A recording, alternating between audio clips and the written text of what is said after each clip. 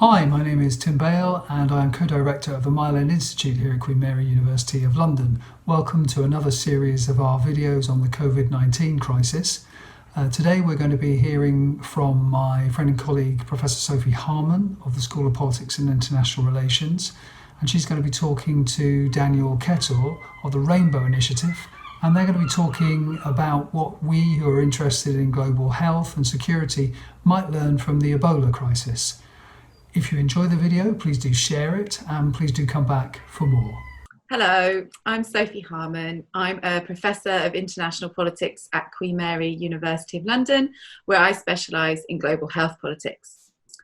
Over the last 2 weeks, lots of people have been asking me, when is this all going to end? When can we leave lockdown in the UK? And my common response is, I'm not an epidemiologist, so don't ask me. But also, actually, it's not over until it's over. And when you think it's over, it takes a little longer to actually end. And this is based on some of the experiences and knowledge I had from working on Ebola in Sierra Leone. So I thought, what a great opportunity to actually talk to an expert who was involved in the Ebola response about what happens when an epidemic ends, or the hope that these things don't go on forever. So it's my real pleasure to introduce Daniel Kettor, who is the Executive Director of the Rainbo Initiative, which is world famous around the world, organisation working on gender and sexual-based violence in Sierra Leone. Yeah. And it was also heavily involved in the social protection cluster in the Ebola response. So welcome, Daniel. Thank you so much for making the time. Thank you so much, Sophie. Thank you for having me. Hello, everybody. Yeah, I think it's an opportunity to talk to Sophie about when is it going to end. From our experience so far during the Ebola outbreak, if we talk about ending, it takes a lot of time, it takes a lot of commitment from citizens, it takes a lot of commitment from the people, accepting first that this is real and it's going to end at one point, but it's not going to end just like that. It's when everybody committed and ready to end the disease. Because what we saw during the Ebola outbreak, when we saw everybody being involved, obeying the rules, following the instructions of the health professionals, and then not touching dead bodies, staying away from barrier, we saw the cases coming down. And at that point, we realized that it has reached to a peak and everybody is now ready and now tired to end the disease because everybody accepted the messages. And then at the end of the day, there were changes in their social behaviors. And then as so doing, we saw the transmission ending, at one point. It is not going to end automatically. It's going to take some time. You see the cases coming down gradually until the last day when we recorded the last new infection into the treatment center. We felt relieved, and even as that, we were not complacent at all. We continued to obey the instructions of the health professionals and then continued to stay indoor. With this COVID, as we know, it is affecting the world. In Sierra Leone, we are in the lockdown. We now have inter-districts, we have recorded 11 cases, but yet, until citizens recognize, when we started losing loved ones, when we started seeing the reality, when we started losing health professionals, at that point, the citizens realized that, oh no, this is serious. It is going to affect me if we do not take it serious. So at that point, everybody realized that we need to stop. We need to change our social behaviors, and at that moment, the cases started reducing. Yeah, and I think that's very interesting because I think that was a real turning point here in the UK when people started to see it and the impact it's having on their lives. I suppose the worrying and dangerous time comes from when you were talking about towards the end, when people start to get, okay, we've had enough of living under lockdown, we've had enough of this and we want this to end. When people start to, I suppose, pull back some of those behaviour changes that they've made at the start because there are less cases, they're saying, okay, come on, it's not happening anymore. Is that kind of a really crucial time when everyone's just fed up, effectively? I think that's a very crucial moment. We have to be careful, to just end it like that, because when it's resurgent, it's going to affect more, because I know everybody will be tired when it reaches to us in certain points that I'm tired in the lockdown. There were people in quarantine in Sierra Leone that takes you go in quarantine for 14 days, and then at the end of the day you saw another person within the quarantine home being show up signs and symptoms, and then you have to go again. It keeps going like that.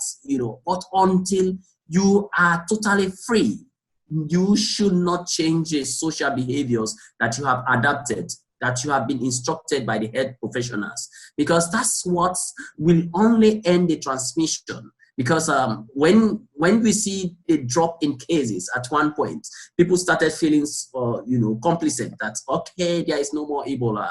So, but the government reinforced rules and reinforced the instructions that we are given by the health professionals. So at that point, everybody realized we don't want to go back to square one. We don't want to go back to where we started, because once you start going back to those social norms that you have been doing in the normal times, you will see cases popping up again, and then you go back to square one, you go back to lockdown, you go back to starting to stop the transmission, the chain. The transmission is a chain.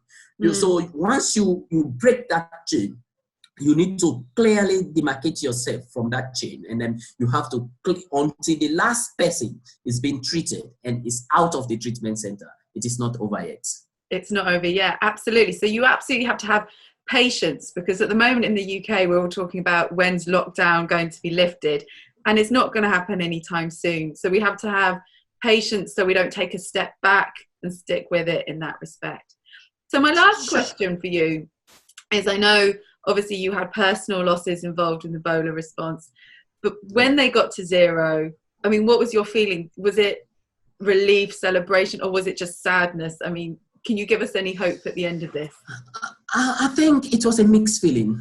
First, for those of us who lost loved ones, we started reflecting. But at that moment, on that day when it was finally announced that it is over, everybody was happy. Everybody was joyous that, oh yes, it is happy.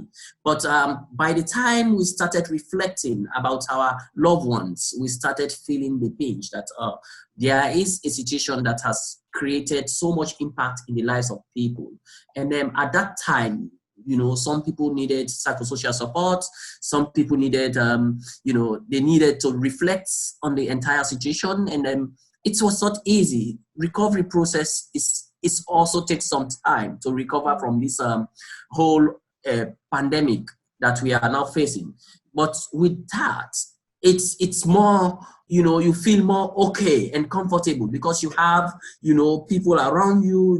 You now feel, that you have someone to talk to, and then you are not complaining. Even if you complain to someone, there is someone always there to support you. But in this case, even if you are complaining, if you had another case, if you had another another one's story, you feel sad for your own, and then you just need to, cope with it at the moment, and then you be patient, and then take it day by day, gradually, until finally we get to the last peak of the epidemic. Yeah. Okay. Thank you. And final question is, given all of that, when I was in Freetown in January, I can remember talking to a cleaner actually in the Ministry of Health, who was just like, we are just so scared about COVID-19. Yeah. We don't want Ebola again. What's the feeling currently in Sierra Leone? It's scaring, it's scaring at the moment. Everybody's panicking. Everybody's, everybody's just not, can't understand. Are we going back? Because especially for those who have lost loved ones, it's a reflection of what they have gone through during the Ebola outbreak. So you see, sometimes even though government has pronounced some lockdowns, but you see life is no more normal as usual. You see, people are more feeling the pinch of Ebola. They are recalling the psychological impacts that they have gone through over the last 5 years, because even whenever I talked to one of the survivors of Ebola, who has lost his parents, his siblings, everybody. He is the only said, I can't remember, a lockdown. I have gone through quarantine, and in the quarantine, I lost all my parents. I can't just imagine another situation. I feel like going to the forest at the moment to stay there till this whole story is over. So you can see the gravity of impact this is having in the lives of people at the moment. It's so scary, so, it's really bad at the moment. And government is putting much effort to ensure that we contain the disease. But we still see the increase in cases. Like at the moment, we have 11 cases being recorded. So it's scary that it is coming, because this is how it started doing the Ebola. We started with one, and it started going up, and then we lost so many loved ones, and then the situation was out of control. Oh, well, Daniel, thanks so much for your time today. I would also just like to reinforce the important work that the Rainbow Initiative does. And your work is even more important now as everyone starts to focus on COVID-19. So thank you so much. Thank you so much, Sophie. Thank you. Good luck.